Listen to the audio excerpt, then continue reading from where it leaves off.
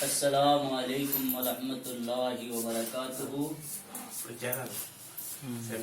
نحمده ونصلی علی رسوله الکریم وعلی آلہ واصحابہ اجمعین. اما بعد فقد قال اللہ تبارک وتعالی فی القرآن المجید والفرقان الحمید.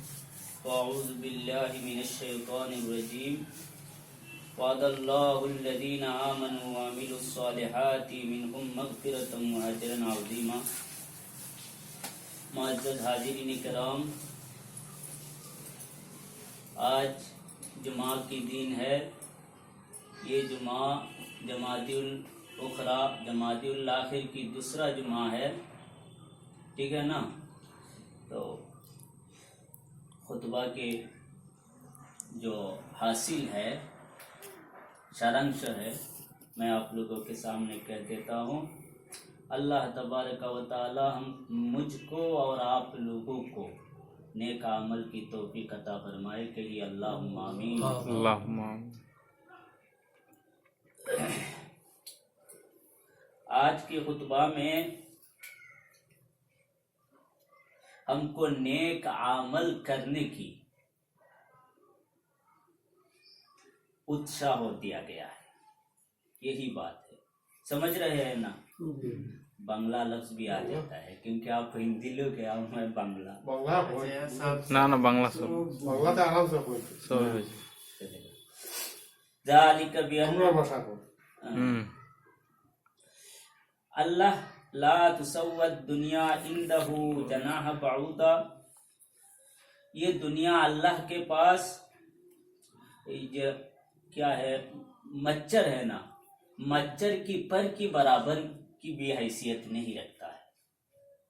اللہ کے پاس یہ جو دنیا ہے، ہم دنیا کو سمجھتے ہیں سب کچھ ہے، لیکن اللہ کے پاس یہ دنیا مچھر کے پر کے برابر نہیں ہے. اور اللہ اپنے دوستوں کے لیے، اپنے ماننے والوں کے لیے اس دنیا میں سے نہیں دیتے ہیں بلکہ سب کو دیتے ہیں. بل یؤتیہا لمن یحبہ. اللہ تبارک و تعالی یہ دنیا دیتا ہے، رزق وغیرہ دنیا کا، سمجھ رہے ہیں نا؟ جو اللہ کو محبت کرتے ہیں اس کو بھی دیتے ہیں، اور جو محبت نہیں کرتے ہیں اس کو بھی دیتے ہیں. جو مانتے ہیں اس کو بھی دیتے ہیں، جو نہیں مانتے ہیں اس کو بھی دیتے ہیں. اگر فرض کر لو اگر اللہ مومنوں کو صرف رزق دیتا ہے تو سارے دنیا کے سارے کافر مر جاتے ہیں. لیکن اللہ تبارک و تعالی ایسے نہیں کرتا ہے، بلکہ سب کو، یہ ہوا، یہ سورج، یہ پانی سب کے لیے عام کر دیا گیا ہے نا؟ اللہ تبارک و تعالی اس لیے ان کا نام ہے ارحم الراحمین، سب سے بڑا رحم کرنے والا. اور اللہ تعالی نے اپنے بندوں کا رزق، جبکہ وہ لوگ اپنے ماؤں کے پیٹوں میں تھے تب ہی رزق مقرر کر دیا. کس کو کتنے رزق کرنا. تو زیادہ لالچ کرنے سے ہم کو پچھتانے اور تکلیف کے علاوہ کچھ نہیں ملتا ہے، کیونکہ جو رزق اللہ نے ہمارے لیے مقرر کیا ہے، معین کیا ہے، وہی ہم کو ملنے والا ہے. تو اس سے ہم کیا یہ بات سمجھ لے کہ ہم کام کاج دھندا سب کچھ چھوڑ دیں؟ نہیں، یہ سب کچھ ہمیں کرنا ہے. اس کا مطلب یہ ہوا کہ ہم دنیا کو زیادہ حاصل کرنے کے لیے دیوانہ کی طرف نہ ہو جائے، پاگل جیسے نہ ہو جائے، اللہ کی عبادت بندگی سب کچھ کو چھوڑ کر کے اسی پر نہ لگ جائے. سمجھ رہے ہیں نا بات؟ تو صاحبو، اللہ تبارک و تعالی فرماتے ہیں، قرآن کریم کی دوسری آیات ہے، ایھا الناس انتم الفقراء الی اللہ. تم سب فقیر ہو اللہ کے پاس. اللہ ہی غنی، اور غنی کا مطلب دنی ہوتا ہے. اللہ ہی دنی ہے، اللہ ہی غنی ہے، اور تم سب لوگ فقیر ہو. کیونکہ ہمارے جتنے دولت ہے، دولت ہو سکتا ہے، سب کچھ کس کا دیا ہوا ہے؟ اللہ تبارک و تعالیٰ کا دیا ہوا ہے. اگر اللہ تبارک و تعالیٰ چاہے تو 1 سیکنڈ میں، 1 منٹ میں کسی ہمارے دولت کو چھین سکتا ہے. اور اس کا اصلی مالک کون ہے؟ اللہ تبارک و تعالی ہے، اور ہم سب کو اللہ کی طرف پھر کر جانا ہے، اس لیے ہم دنیا میں زیادہ مشغول مت ہونا چاہیے۔ دنیا کی کام کاج، کاروبار، بچوں کو پڑھانا، یہ سب کرنا ضروری ہے، فرض میں پڑتا ہے۔ پیسہ حلال طریقہ سے پیسہ بھی بنانا، یہ بھی عبادت ہوتا ہے، میں نے ایک دن کہا تھا نا۔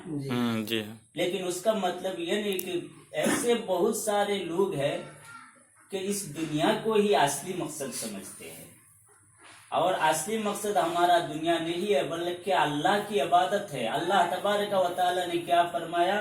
وَمَا خَلَقْتُ الْجِنَّ وَالْإِنسَ إِلَّا لِيَعْبُدُونَ، ہم نے جنات اور انسان کو صرف میرے عبادت کے لیے ہی پیدا کیا ہے، تو یہی ہمارا اصلی مقصد ہے۔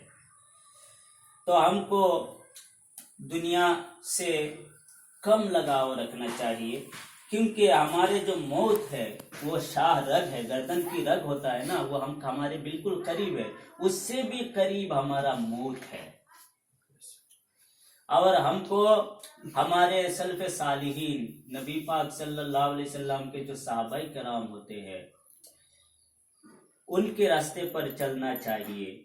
وہ جیسے دنیا سے، دنیا کی زندگی، دنیا کے عیش و آرام کو لات مار کر کے چلے ہیں، جیسے کہ اسی مہینہ میں جمادی الاخری میں حضرت عمر بن الخطاب رضی اللہ تعالیٰ عنہ کو خلافت پر بٹھایا گیا۔ خلافت سمجھتے ہیں، سمجھ لو ہمارے دیش کے حساب سے پردھان منتری کے آسن میں آسان بھاشا میں سمجھا دیتا ہوں۔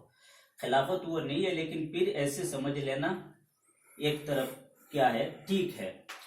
تو حضرت عمر بن الخطاب رضی اللہ تعالیٰ عنہ کو اسی مہینے میں خلافت ملا ہے، اور آپ جب خلیفہ ہوئے ہیں مسلمانوں کا، آپ کے پاس اتنے مال تھے کہ کسی خلیفہ کو یا کسی امپیرر کو، بادشاہ کو یا کسی پردھان منتری کو ایسے مال کبھی نہیں ملا ہے۔ 22 لاکھ مربع میل۔ آپ جو عرب کے بہت سارے کنٹری آتے ہیں نا، یمن، عراق اور کیا ہے وہ عمان، بحرائن وغیرہ، چھوٹے چھوٹے کنٹری آتے ہیں، یہ سارے ملا کر ایک تھا، اور 22 لاکھ مربع مائل کا خلیفہ تھے حضرت عمر بن الخطاب رضی اللہ تعالیٰ عنہ۔ سب کو سبحان اللہ، اتنے بڑے خلافت، سمجھ رہے ہیں نا؟ تو اتنے بڑے خلافت وہ بھی کسی کو نہیں ملا، اور اتنے سارے مال و دولت بھی نہیں ملا۔ آپ ایسے بڑے رقبہ والا دیش کا سمجھ لو کہ خلیفہ ہو گئے، اور آپ منبر پر کھڑے ہوئے۔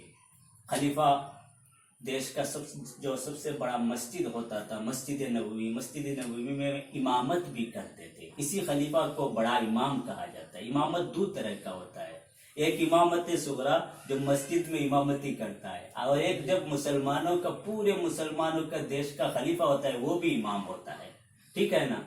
تو بڑے مسجد میں اس کو جمعہ بھی پڑھانا ہوتا ہے، نماز بھی پڑھانا ہوتا تھا، ٹھیک ہے نا؟ تو آپ منبر پہ کھڑے ہوئے، وہ خطب الناس، اور لوگوں کو خطبہ دیے۔ آپ کے کپڑے پہ 12 پیوند لگے ہوئے تھے۔ پیوند سمجھتے ہیں؟ جو ٹکڑا ٹکڑا کپڑ میں لگاتے ہیں، سلائی کر دیتے ہیں پٹ جانے کی وجہ سے، 12 ٹکڑا لگایا ہوا تھا۔ اتنے بڑے رقبہ کا خلیفہ تھے، سمجھ رہے ہیں نا؟ آپ چاہتے تو اچھے سے اچھے کپڑے لگا سکتے تھے۔ تو آپ جانتے تھے کہ مجھے ایسے اچھے کپڑے لگانے سے کوئی فائدہ نہیں ہے، مجھے جب کہ لوگوں کے، اللہ کی بندوں کی خدمت مجھے سونپا گیا ہے، تو خدمت کرنا ہی میرے بڑا کام ہے۔ اور آپ زیتون کے علاوہ کچھ نہیں کھاتے تھے۔ زیتون ایک تیل کی درخت میں ایک بوٹا جیسا ہوتا ہے، اس سے تیل نکلتا ہے، عرب لوگ اس کی تیل استعمال کرتے ہیں، ٹھیک ہے نا؟ تو زیتون کے علاوہ کچھ نہیں کھاتے تھے، یہاں تک کہ زیتون کھاتے کھاتے آپ کا چمڑا کالا ہو گیا تھا۔ اور آپ یہ جو مسلمین کا خلیفہ تھے، مسلمانوں کا امیر المؤمنین تھے، صرف 2 درہم دین میں، صرف 2 درہم اپنے اہل و عیال کے خرچہ کے لیے نکلتے تھے، جس سے مشکل سے 2 درہم سے آپ کا گزارا ہوتا تھا۔ ہمارے جو نیتا وغیرہ ہے دیکھیے کیا کر رہے ہیں، لاکھوں روپے ان کا پیسہ باہر دیش میں بھی کیا کر رہے ہیں۔ تو میں اس بارے میں زیادہ نہیں بولوں گا، دیکھ رہے ہیں نا آپ ہمارے چھوٹے سے نیتا کیا کرتے ہیں، لوگوں کا مال کیسے کھا جاتے ہیں، ٹھیک ہے نا۔ تو ایک دن جمعہ میں آنے سے دیر ہو گیا اور آپ نے لوگوں کے پاس دیر ہو کر جب آئے تو لوگوں کے پاس معذرت چاہا، معافی چاہا اور کہا کہ میرا ایک ہی کرتا تھا بھائیوں، میرا ایک ہی کرتا تھا، میں اس کو دھو دیا تھا اور وہ سکھ نہیں پایا تھا، اس لیے میرا دیر ہو گیا۔ کہیے سبحان اللہ، یہ خلیفہ اسلام کی حال ہے۔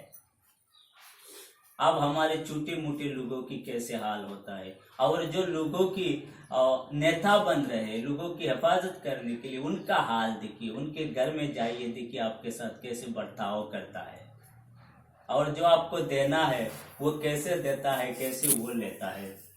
دیکھ رہے ہیں نا آپ لوگ، میں زیادہ نہیں بولوں گا، کہاں کا بات کہاں چلا جائے گا، ٹھیک ہے نا۔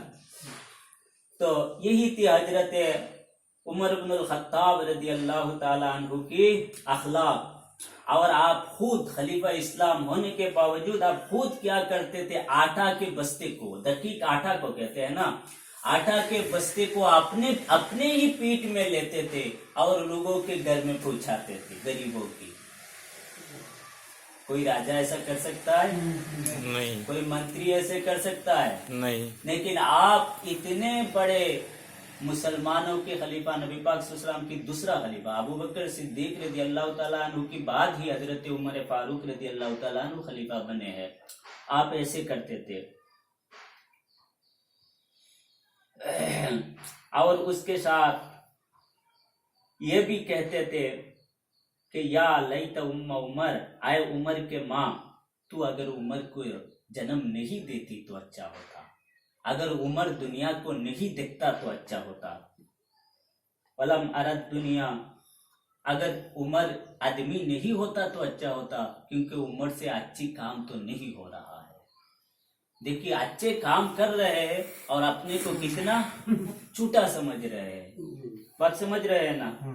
اللہ تبارک و تعالی ہمارے سلف صالحین ایسے صحابہ کرام جو نبی پاک صلی اللہ علیہ وسلم نے فرمایا ہے میرے صحابہ کرام آسمان کے ستاروں کی طرح ہے، تم ان کی پیروی کرو گے، وہ جیسے چلتے تھے ایسے چلنے کی تم کوشش کرو گے، تم ہدایت پاؤ گے۔ اللہ تبارک و تعالی ہم کو ایسے چلنے کی توفیق عطا